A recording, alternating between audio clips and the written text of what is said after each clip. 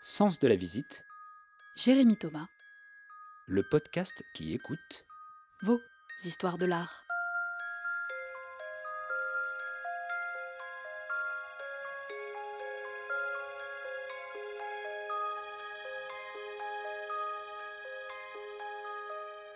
Aujourd'hui, je vous emmène à la Fondation Fiminco.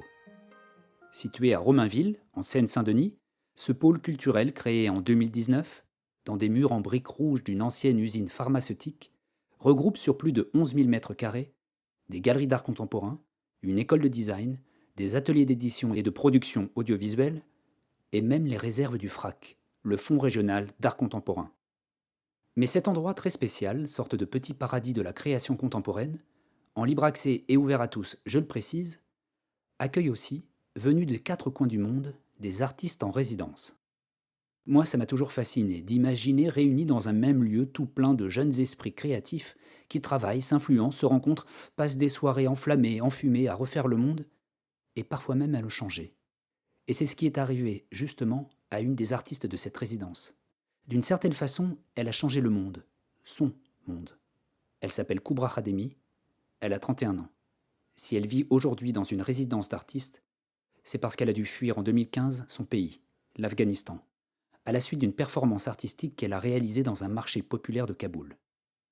Beaucoup trop irrévérencieuse et irrespectueuse, pour les intégristes de son pays, sa performance a eu l'effet d'une bombe qui a fait exploser tout un carcan d'interdits et de non-dits. En Afghanistan, en 2015, une femme ne doit pas faire ce que Koubra a fait. Mais pourtant, elle l'a fait. Elle voulait juste changer ce qu'elle considérait être une injustice, celle de ne pas pouvoir marcher dans une rue sans se faire agresser. Heureusement, elle est toujours là pour témoigner, elle dont la vie a été très sérieusement mise en danger. Alors je suis allé la voir dans son atelier d'artiste de la Fondation Fiminco. Pour vous le décrire, c'est assez simple. Un mur de photos, où se mêlent ses souvenirs et ses influences, au-dessus d'une table recouverte de pots de peinture, au sol, de grandes feuilles de dessin, sur lesquelles elle s'agenouille pour travailler, et dans l'air résonne une musique que je devinais afghane. Quand on écoute Koubra parler, nous raconter sa vie depuis l'enfance, on imagine parfaitement d'où elle vient, car sa voix ressemble à la géographie montagneuse de son pays, celui où elle a grandi. Il y a du volume, des détails, des lumières changeantes et des tonalités émouvantes. Il faut tendre l'oreille pour ne rien rater de ce paysage et de cette culture qu'elle nous donne à voir, à entendre. Comme un voyage au long cours qui m'aurait transformé, je ne suis pas prêt d'oublier notre conversation. Car des sévices de son enfance, jusqu'à sa résilience en tant qu'artiste, sa voix est devenue un porte-voix pour toutes celles et ceux qui auraient besoin aujourd'hui de parler et de se libérer.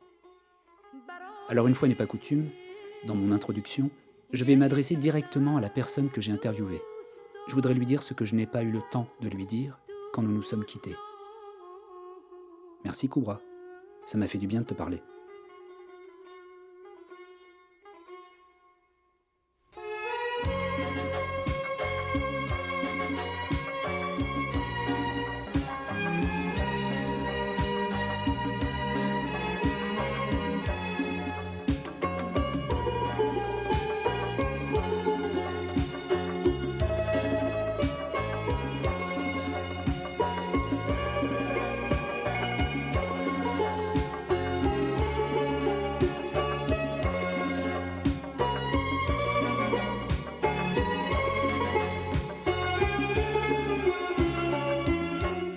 Tout d'abord, ma famille, ma mère, mon père, ils n'ont jamais allé à l'école.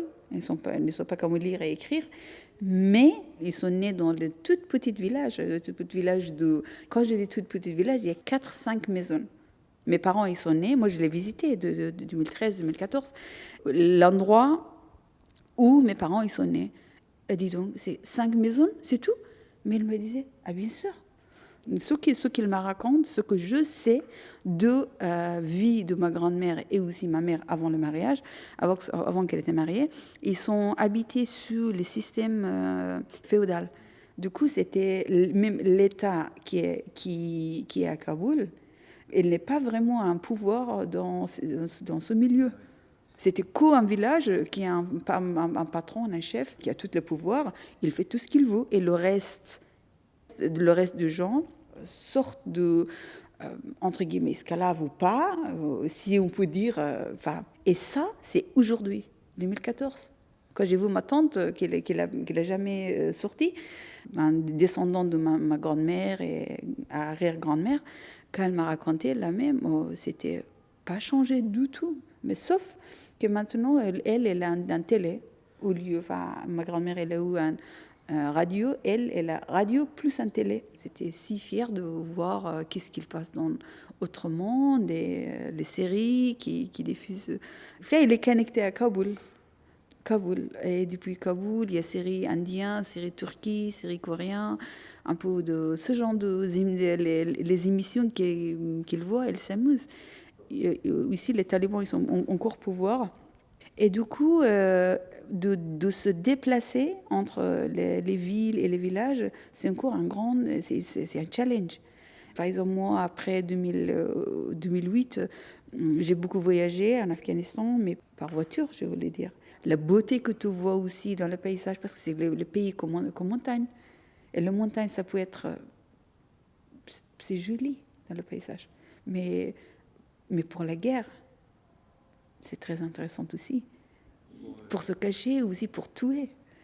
C'est d'avoir territoire, d'avoir... Du coup, c'était toute cette horreur qui ma tête qui tourne et j'entends. Et mon père son radio était toujours ici et en même temps les gens qui viennent. Et du coup, habitons là et d'être chiite aussi parce que moi je suis née dans une famille chiite. C'est pour ça que ma famille ils ont choisi d'immigrer en Iran parce c'est un État chiite. Du coup, ils sont liés ensemble politiquement. Genre, je suis grandie dans une famille où nous sommes 10 frères et sœurs. Et oui, une grande famille. Cette grande famille, c'est normal. Ne soyez pas trop choqués, c'est normal. Pour une génération de ma mère, 10, 12, 14, 8 c'est petit enfant, petit nombre d'enfants. Du coup, c'est culturel, ne soyez pas choqués. Du coup, je voulais dire, j'ai grandi dans toutes ces discussions. Sur la guerre notamment, c'est ça? Sur la guerre civile, tu se connais, la religion, on part de laquelle on défend quel parti, mais encore nous sommes plus vulnérables. Pourquoi? Parce que nous sommes Hazara, nous sommes c'est un minoritaires qui sont situés en centre d'Afghanistan. Encore, je voulais dire, le plus pire d'habiter dans un pays, tu es entouré avec des autres ennemis qui sont tous interconnected. Moi, j'ai grandi dans tout cet univers de guerre et tout. Mon pays était très cher pour moi, il est encore cher. Moi, je suis trop afghane, trop afghane. Et qu'est-ce que je suis? Une fille, une femme. Toute petite, je savais que je ne voulais pas ce que la société elle veut. Ouais. C'était étrange, mais je ne savais pas. Je sentais coupable pour cette étrangeté. Je sentais coupable parce que c'est pas normal que tu veux être libre. Mais libre, même ce mot libre, je ne savais pas. Je connaissais pas. Qu'est-ce que c'est d'être libre? Parce que je ne sais pas l'exercer. Je viens d'une famille chiite, extrêmement religieuse, et j'ai 5 sœurs. Quand il y a beaucoup de filles, ça veut dire que tu as énormément de problèmes. Parce que d'avoir fille, c'est quoi angoisse? C'est des angoisses pour les parents? Oui, bien sûr, c'est angoisse, c'est pour la société. Il se le protéger, il faut tout le problème, c'est autour de sa genre, sa sexe, son identité d'être femme, je veux dire. Et moi, je ne savais pas tout ça. Je ne savais pas tout ça, mais j'ai habité dedans. J'ai habité dedans, mais j'ai compris qu'il y a une grosse différence entre les filles et les garçons dans ma famille. Et aussi la composition d'enfants dans ma famille. Et tout d'abord, c'est 4 garçons et après, les 6 filles. Donc, c'est le pire composition. Pire composition que je veux. 4 papas en plus. Oui, exactement, qui sont si précieux. Ils ont juste, on a un mot qui est sarmoyer. Sarmoyer, ça veut dire l'argent qui te met dans le banque, te garde pour ton futur. qui a une assurance pour la future, pour les parents, parce qu'ils vont être vieux, vieilles, mais les filles sont considérées qu'il va apprendre comment bien cuisiner, qu'il va être bien sûr vierge, elle va être mariée plus tôt possible, et après il va être de quelqu'un d'autre. Ma mère, elle est mariée à l'âge de 12 ans, à cette époque, et c'était un bon âge, et elle est fière de ça. L'année après, elle a eu le premier enfant, l'âge de 13. Si, c'est possible. Donc ton premier frère? Oui, il a juste 13 ans de différence avec ma mère. Du coup, oui, c'est possible. Les gens, quelquefois, m'ont dit, mais ouais, tu exagères. Je dis, waouh. Par exemple, ma mère, elle-même, quand elle était mariée, elle, par contre, dans sa famille, elle a 4 sœurs, elles sont 5. Avant ces 5 filles, ma grand-mère, elle a né 4 ou 5 garçons qui sont toutes morts, toutes petites. Pourquoi? Mais c'était fausse couche, parce qu'elle travaillait dans le champ. Et aussi en même temps, parce que moi aussi dans mon dessin, il y a aussi, moi je dessine beaucoup la scène de donner, Donner la vie. de donner naissance. Oui, oui. On voit beaucoup les femmes avec les jambes écartées, avec Oui, le corps oui, qui- exactement, qui est en train de sortir. Mais ça a été exactement la position de ma grand-mère en travaillant dans le champ.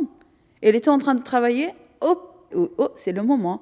Il enlève son pantalon et ouvre ses jambes et hop, l'enfant qui tombe. Mais c'est ça. Mais ça, c'est aussi une sorte de tabou. Si tu dis, oh là là, si tu pleures à cause de douleur. Non, elle ne pleure pas. Il faut qu'il garde. Et c'est aussi une sorte de mythe. Ça veut dire que tu es une femme forte.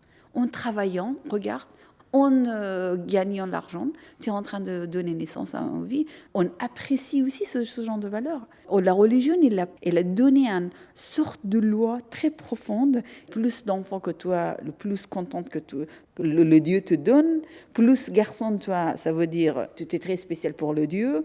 Ça donne aussi happiness, fierté, tout ça. Enfin, l'âge de femme est trop jeune là-bas. Enfin, 60 ans et l'âge de mourir en Afghanistan, surtout pour filles.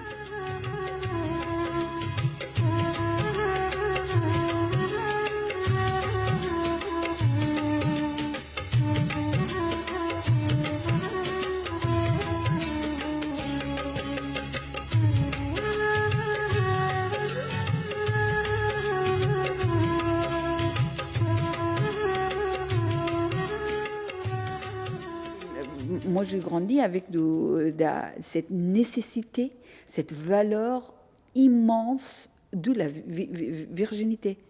Qu'est-ce que c'est ça? Malgré, on vit avec ce danger, cette alarme de on dort, tu vas être violé. Il y a harcèlement sexuel qui est énorme, qui existe, autant de culture, j'insiste, pas autant que quelque chose de mal, que ça existe aussi, on vit avec. Du coup, ça c'est aussi une autre chose que la vie d'une fille, c'est tellement différente de la vie d'un garçon, là-bas, au départ. C'est-à-dire que si tu as peur d'être violée ou d'être harcelée parce que ça existe, du coup, tu restes chez toi et tu restes vierge aussi. Ça, oui, mais non plus. Parce que aussi, on vit avec l'inceste, qui est un autre niveau de la culture de violence sexuelle. C'est énormément qui existe. Quand je le parle de ça, c'est toujours, et les gens ne voulaient pas m'entendre. C'est toujours dérangeant de bouger ce sujet, mais on vit avec ça. Moi-même, j'ai vu beaucoup des exemples. Par exemple, les petits garçons, quelquefois, encore, j'appuie sur la valeur de virginité. Les petits enfants, les petits garçons sont quelquefois plus violés par leurs parents, ou le grand frère, ou l'oncle. Pourquoi? Parce que lui, il ne va pas avoir la question de virginité un jour. Du coup, les garçons sont quelquefois plus victimes de violences sexuelles ou l'inceste en Afghanistan. Il y a aussi le tabou qui existe, que la garçon ne veut pas le dire. Enfin, comme on le sait, moi j'ai vu. J'ai vu quand j'étais petit, 2-3 fois. Ok? Moi j'ai vu plein. J'ai vu qu'il y a un grand frère de notre voisin est en train de faire quelque chose avec son petit frère dans une petite partie dans le jardin. Et moi j'ai dit, mais qu'est-ce qu'il faut? Pourquoi ils ont enlevé leurs pantalons? Ah, moi j'ai vu, mais ils sont frères.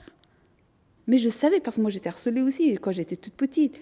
Je savais qu'avec les filles c'est plus désirable. Parce que moi, je vis avec, dans la culture hétéronormative, c'est, l'amour, le mariage, la relation, le rapport sexuel, c'est contre femme-homme, n'importe quel âge.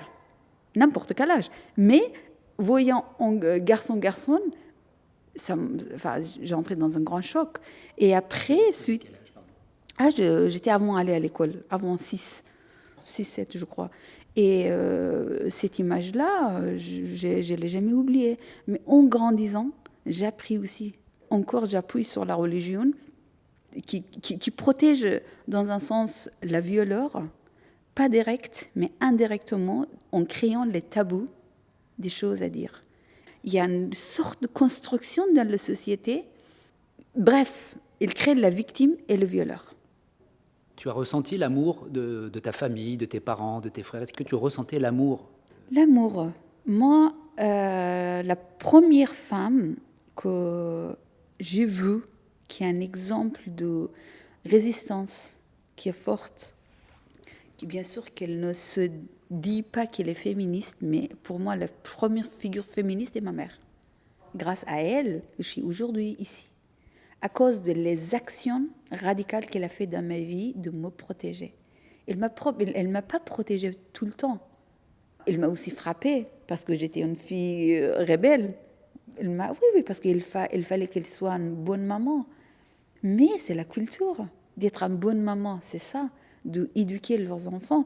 Par exemple, pour moi, dans ma tête, ce n'est pas qu'une maman, une bonne maman, c'est la maman qui m'a aimée, toujours m'a adorée, toujours m'a admirée. Mais comment? C'est la vie, apprendre quelque chose. La vie est un immense livre à découvrir. L'amour, ça existe. Je suis aujourd'hui ici, c'est à cause de l'amour de ma mère. Je suis vivant. C'est à cause de la force, la sororité que j'ai vraiment exercée sans savoir dans ma famille. Est-ce que tu as toujours des relations avec ta maman? Avec ma mère, oui. C'est un lien toujours. J'ai créé par contre une série de dessins l'année dernière que je l'exposais à l'Emmerich, le prix d'Emmerich, que je dessinais l'esthétique de relation que j'ai avec moi et ma mère. Il y a la scène que ma mère elle est en train de me frapper. Et il y a la scène nous sommes assis sur un banc, sur une chaise qui est faite dehors. Nous les deux, nous sommes nous et nous prenons notre main. Et elle s'appelle, le titre c'est The Great Accord. Enfin, il y a la question de mariage qui a jamais fini. Par exemple, ma mère encore, malgré elle sait que je suis si libre, je voyage par moi-même. Ça, c'est aussi une grande révolution dans l'histoire de ma famille. Je voyage avec moi-même, sans demander personne. Je vis avec moi-même, sans demander personne. Et je n'ai aucune personne sur ma tête, aucun homme sur ma tête. C'est une révolution dans l'histoire de ma famille. Donc, elle est fière de ça et elle est en train de comparer qu'est-ce que c'est la vie que Kubra est en train de vivre et qu'est-ce qui est la vie que mes sœurs qui sont mariées sont en train de vivre. Donc, il y a une grande différence. Elle est aujourd'hui hyper fière de moi. Ouais, aujourd'hui, oui. Mais cette fierté n'est pas venue une fois, 2 fois. C'est... Il y a 2 choses, c'est que tu me dis elle te frappait, parfois, et puis tu me dis qu'elle t'a donné beaucoup d'amour, beaucoup de courage. Est-ce que tu peux faire le lien pourquoi elle te frappait? J'imagine qu'il y avait une raison. Et pourquoi quand elle te frappait, j'ai l'impression que ça te protégeait aussi? Le frapper, c'était qu'il ne voulait pas que la faute que j'ai faite, que mes frères ou mon père qui sont autoritaires de frapper. C'est eux qui sont la position de frapper les filles surtout. Elle préférait frapper d'abord? Oui. Pour que ça soit moins fort. Oui, moins forte. Et aussi moins douloureuse, qu'elle est aussi une bonne maman, qu'elle est aussi en train de m'éduquer. Du coup, c'était pas quoi un geste de violence. Je juste donne un exemple. En fait, mon travail est que des histoires, que mon vraie histoire. J'ai dessiné quand j'étais toute petite une fois. Je raconte celle-ci quasiment dans toutes mes interviews maintenant parce que j'ai plus honte de ça. Mais j'ai vécu avec honte aussi parce que psychologiquement aussi, tu es enfant, tu es frappé, mais ça dépend aussi dans quelle manière t'es frappé. Quelquefois avec quelle chaussure, et quelquefois qu'avec un petit de bois, ou quelquefois avec les mains, et quelquefois avec un fil électrique. Ça, c'est différent. J'ai été frappée avec toutes les manières. Avec un fil électrique. Ah oui, bien sûr. Et ça c'est le plus pire. Non, j'ai oublié la douleur. Aujourd'hui, psychologiquement, je suis bien, mais j'ai vécu avec honte 20 ans. J'ai eu 6 ans, quelque chose. 6 ou 5, c'était avant l'école. Ce que je me souviens, parce que ce genre de choses, tu ne vas jamais oublier dans ta vie. Par exemple, hammam, il y a ma mère, elle m'a amené à hammam, et c'était la première fois que j'ai vu quelques femmes sans ouais. Et j'ai vu leur sexe. Et c'était la première fois que j'ai vu. Et moi, ma bouche était ouverte. Mais pourquoi, je ne sais pas. Mais encore, je sens un peu honte. Pourquoi j'étais si fixée sur là, mais pas autre part. Parce que peut-être j'ai vu ça de ma mère, qui est en train de faire d'autres enfants, mais j'ai pas vu ma mère et j'ai pas vu femme adulte. Je n'ai jamais vu aucune image, aucune source. Enfin, j'ai jamais vu. J'ai vu moi-même, j'ai vu mes sœurs enfants, mais j'ai pas vu. Mais j'ai vu et ma bouche était ouverte et mais peut-être c'était fascination, mais à l'époque je ne savais pas pourquoi. Mais je sentais culpabilité profondément. Et quand je viens, mais je suis encore cet espace de folie. Tout sens coupable, tout sens très étrange, tout ça. Mais moi, j'ai dit encore que, juste ouvre en parenthèse, que j'ai dessiné toute ma vie au début. J'ai dessiné très, très, très, très bien. J'étais une très bonne dessinatrice. Et j'ai pris la feuille et j'ai dessiné les femmes nues, une après l'autre, mais avec la différence qu'encore, je n'arrive pas à répondre. Même je suis si confortable à dire, raconter cette histoire, aucune culpabilité, aucune honte, mais tous les personnages féminines que j'ai dessinés, ils sont sans poils. C'était comme moi. Mais c'était la femme avec des seins grands, enfin adultes, une après l'autre, standing comme ça. Et quand j'ai dessiné, je déchirais la feuille et je le cachais sur le tapis. Mais je ne sais pas pourquoi je l'ai fait. Je l'ai caché. Et après 2 jours, c'était ma mère qui l'a trouvé. Et elle m'a dit, viens. Et je viens. Et elle m'a dit montre, dites pas que c'est pas toi qui l'as fait. Parce que c'était si identique. Déjà, mon signature sur le sort de ça que je fais. Et elle est déjà dans sa masse. Elle me frappe. Elle me frappe jusqu'à elle était épuisée. J'ai beaucoup pleuré, bien sûr. J'ai beaucoup crié. Je disais, coupe mes mains avec des couteaux. Arrête-moi de frapper, mais coupe mes mains, c'est mieux. Je disais. Coupe mes mains, s'il te plaît. Coupe mes mains de couteau dans la cuisine. Coupe mes mains, le plus grand de Camille. Coupe mes mains. Mais arrête. J'étais en train de crier et dire ça et pleurer aussi. Mais ma mère, elle écoute rien du tout. Rien du tout. C'est elle qui t'a permis d'être artiste. Elle t'a laissé. Oui, on peut dire. Oui, elle l'a pas fait. Mais peut-être si mon père, elle avoue, c'était possible qu'il l'a fait. Là, par exemple, maman, elle t'a effectivement protégée parce qu'elle a montré à toute la famille que tu avais fait une bêtise, qu'elle-même, elle te punissait pour cette bêtise. Ouais. Donc, ton père ou tes frères n'avaient pas besoin de te punir. Ce qui est terrible, c'est qu'en même temps, quand elle te punit, elle te protège. Oui. Enfin, dans l'époque médiévale, dans le champ de bataille, c'est tout et tu te protèges en même temps aussi. Par exemple, chez nous, c'est fermé. Notre porte est fermée sur les femmes. Nous sommes toutes cachées, mais nous vivons avec des histoires. Il y a énormément d'histoires, il y a énormément de narrations, il y a énormément de choses qui se passent dans notre maison qui sont méritées à le raconter, à le dire. Même à l'époque, quand j'étais petite, comme je dis, je me considérais toujours l'artiste. Mais aujourd'hui, d'avoir cette liberté de dire, de raconter, de dessiner, soit performe, soit je m'exprime. Histoire personnelle, je crois, ils sont le plus précieux pour un artiste. De raconter, de le dire et de s'exprimer. Et du coup, moi, j'ai vécu avec l'amour, j'ai vécu avec violence. Je sais qu'est-ce que c'est d'être femme. À l'époque, je ne savais pas qu'est-ce que c'est la liberté. Mais j'ai cherché la liberté. Aujourd'hui, je me considère féministe et je suis féministe. Ça ne veut pas dire qu'aujourd'hui, je suis devenue féministe. J'étais féministe toute ma vie. Que tu connaissais pas le mot. Bien sûr, je ne connaissais pas le mot. Mais ça ne veut pas dire qu'une femme qui ne lit pas les théories de féminisme n'est pas féministe non plus. Ça, c'est aussi quelque chose, je crois, c'est très réductrice pour la théorie de féminisme aussi. C'est intrinsèquement dedans. Je crois on a une petite féministe. Chaque fille dedans, elle, par naissance. J'ai aussi exercé la religion.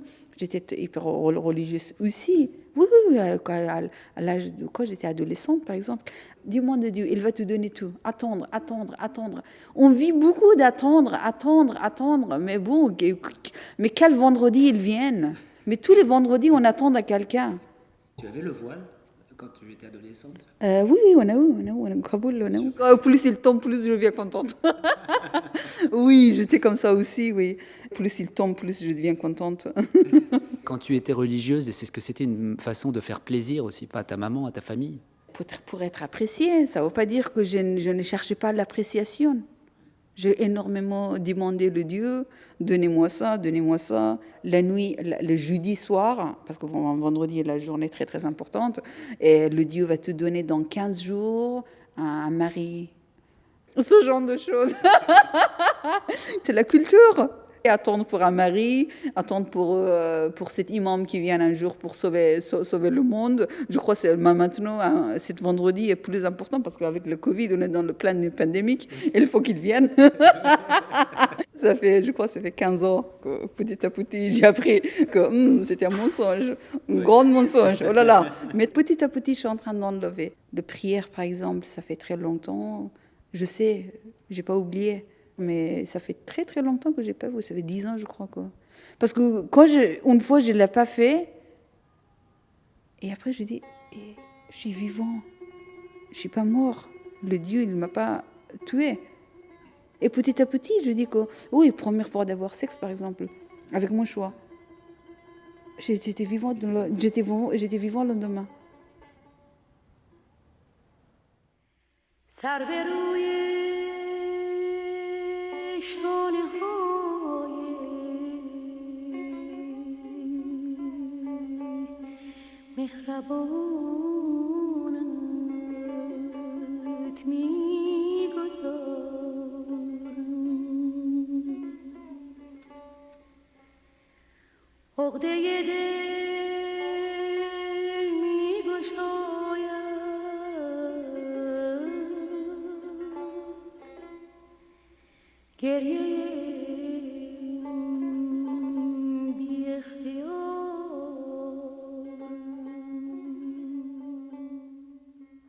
Violence sexuelle, elle s'exerce dans plusieurs formes, plusieurs étapes et niveaux.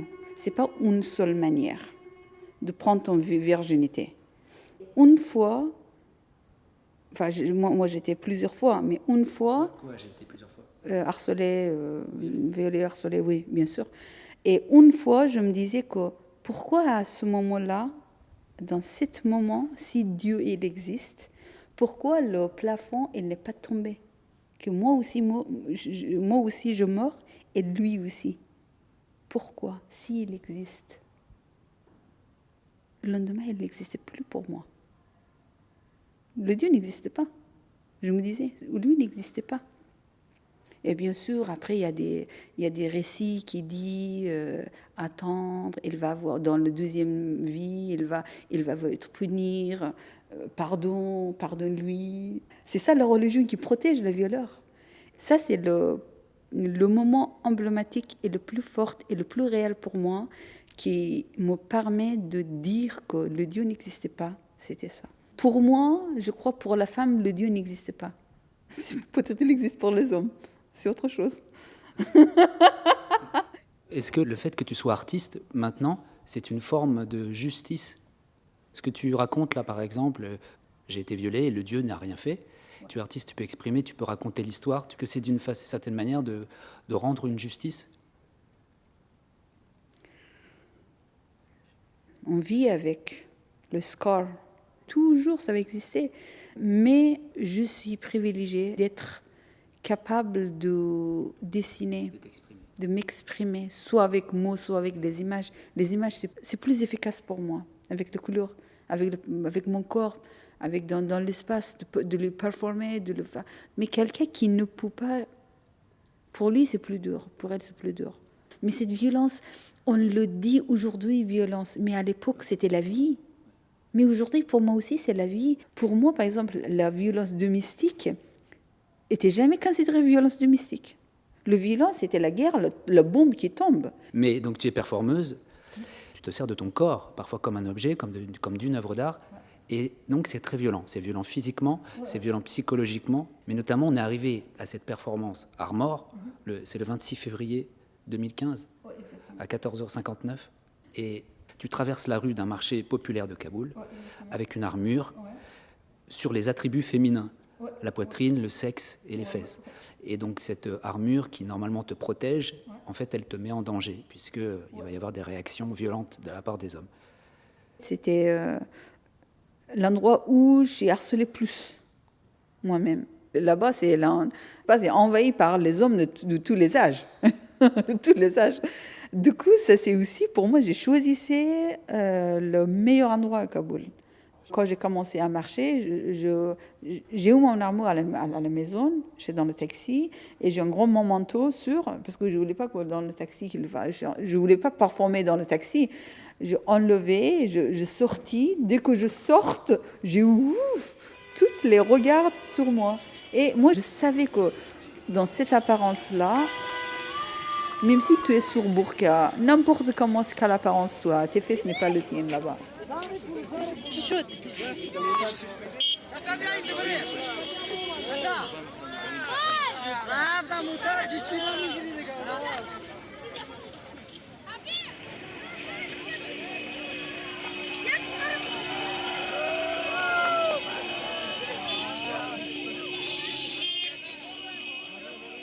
Quand tu marches à Kaboul, par exemple, peut-être malheureusement dans d'autres villes, mais tu marches dans la rue, même si tu es en burqa, et on te met la main aux fesses tout le temps. mais aussi tous les âges, les enfants, les vieux, les jeunes, tous les âges. Tu pourrais dire, et il faut qu'on ne pas dire non plus, parce que moi, je me souviens, une fois, j'étais criée et j'étais en train de frapper un garçon. Enfin, c'est un garçon qui était très grand.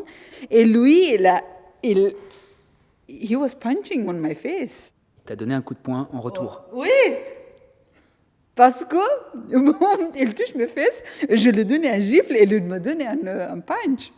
Ce genre de choses arrive. Si tu cries aussi, ça donne aussi... Oh, tout le monde le regarde. Ah, c'est elle, en fait. C'est presque insoutenable d'entendre tes histoires. Elles sont très difficiles à entendre. Malheureusement, il faut, mais c'est très difficile.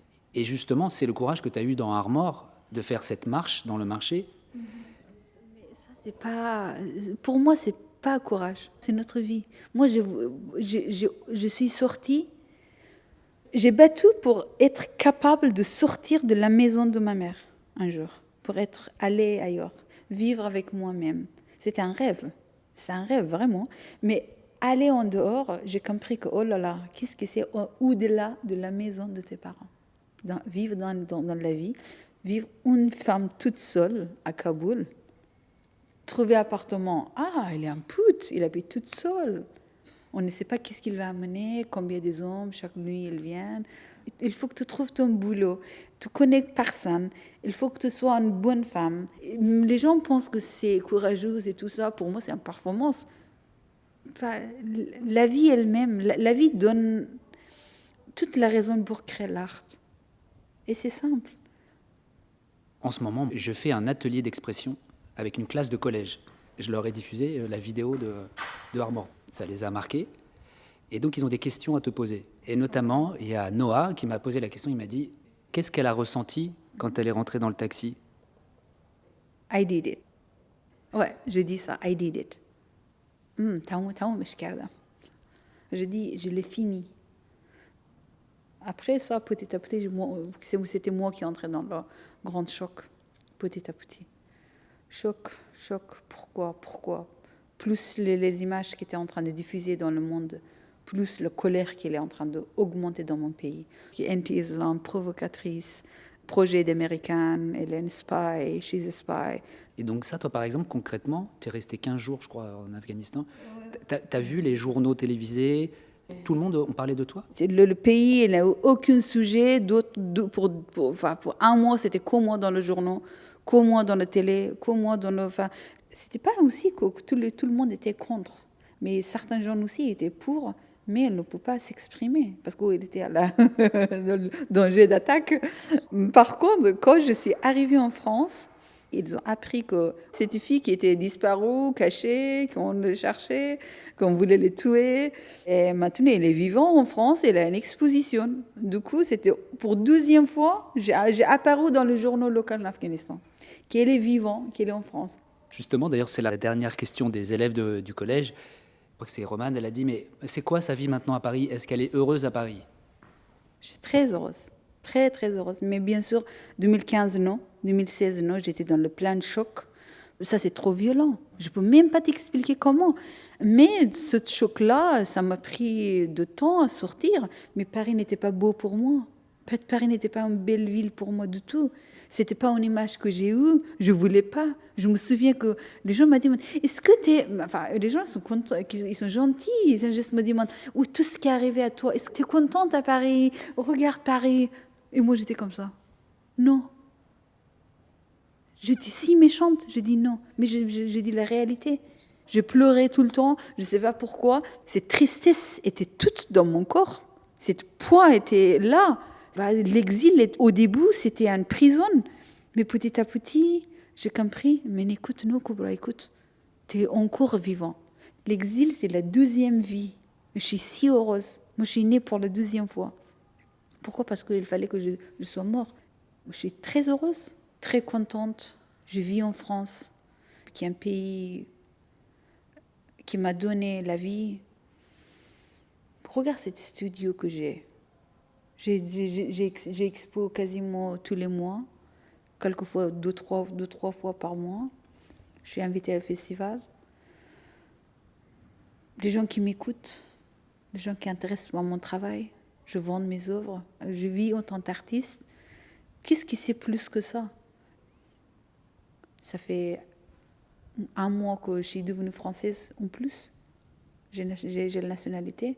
Ça veut dire officiellement, je peux voyager partout dans le monde. Ouais, c'est marrant parce que quelqu'un qui m'a posé cette question. Alors, si tu vas devenir française, est-ce que tu vas vivre en France ou tu vas choisir autre pays? Moi, j'aurais dit, c'est quoi? Je vais mourir en France. Pas qu'au vivre. Peut-être c'est tôt, mais c'est bien de mourir ici. Enfin, vivre, ça veut dire. Justement, mourir ici, ça veut dire imaginer toute ta vie. Ouais. C'est bien comme conclusion. Ouais. Je vais mourir ici.